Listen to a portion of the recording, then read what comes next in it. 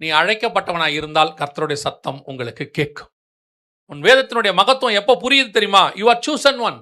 உங்களை கர்த்தர் டிஃபரன்ஷியேட் பண்ணியிருக்காரு, வேறு பிரிச்சிருக்கிறார். அதனால தான் அது உங்களுக்கு புரியுது. ஏன் மற்றவனுக்கு புரியலைன்னா இன்னும் அந்த அழைப்புக்குள்ள அவன் வரல. வரும்போது அவனுக்கும் புரியும். அந்த அழைப்பின் நேரம் வரும்போது அவங்களுக்கும் புரியும்.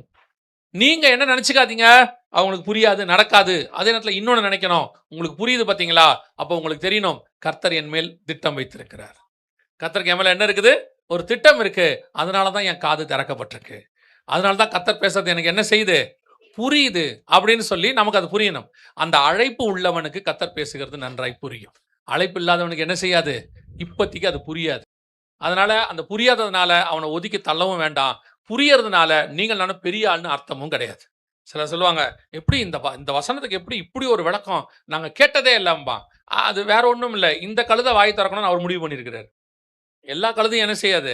வாய் திறக்காது. சில நேரத்தில் ஒரு கழுதை என்ன செய்யும்? வாய் திறக்கும். அதனால கழுதை நினைச்ச கூடாது, மற்ற கழுதைகள் நான் எவ்வளவு பெரிய கழுதை தெரியுமான்னு நினைச்ச உடனே பிழையாம் போட்டு சாத்திடுவான். ஆண்டவர் கழுதை மேல உள்ள வருவார் பாருங்க. வரும்போது அப்படியே எல்லாரும் துணியெல்லாம் விரிச்சு போட்டு அப்படியே கிளையெல்லாம் உடச்சி போட்ட உடனே கழுதை என்ன நினைச்சுக்கோ? மற்ற கழுதைக்கு இல்லாத மகிமை நமக்கு தான் கொடுத்துருக்காரு. நம்ம மேல துணியை விரிக்கிறான் பாருங்க எப்படின்ட்டு. ஒன்று மட்டும் நல்லா தெரியணும், மேல ஒருத்தர் உட்காந்துருக்காரு, இறங்கிட்டாரு, கழுதைக்கு கூட கழுதை மாதிரி மதிக்க மாட்டான். நம்மளை என்ன பண்ணிடுவான் யோசிச்சு பாருங்க. அதுக்கப்புறம் அந்த கழுதை எங்க இருந்துச்சுன்னு பாருங்க, ஒரு இடத்துல கூட இருக்காது. மேல இருக்க இயேசுநாதருக்கு தான் மரியாதை, உட்காந்துருக்கிற கழுதைக்கு இல்லை. அது அவர் உட்காந்துருக்கிற வரைக்கும் கழுதைக்கு மரியாதை இருக்கு. அப்ப கழுதை என்ன நினைக்கணும் தெரியுமா? இந்த இயேசுநாதரை இறங்காம பார்த்துக்கணும் பத்திரமா. அவர் கோவப்பட்டு இறங்கி விட்டாரு, கழுதையை தம்பிடிக்கும் மறிக்க மாட்டான் எவனுமே. அப்போ கர்த்தர் உன்னை ஏன் சூஸ் பண்ணாரு, ஏன் கிருபையா இருக்கிறாரு அது வேற. ஆனால் கர்த்தர் உனக்கு புரிய பண்ணி இருக்கிறார். அவர் சத்தம் உங்களுக்கு கேட்குதுன்னா, காட் த சூசன் ஒன்.